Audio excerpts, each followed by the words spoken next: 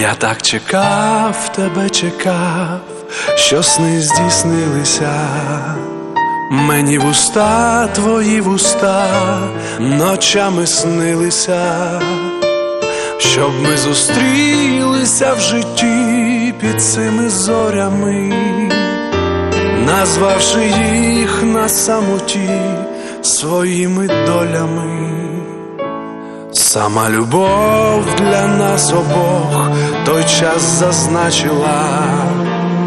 Ти на долонях рук своїх мене побачила.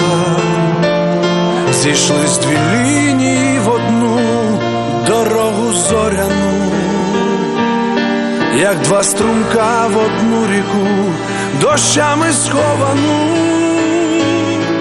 Я ніколи нікому тебе не віддам. Хочу бачити, чути, любити щодня.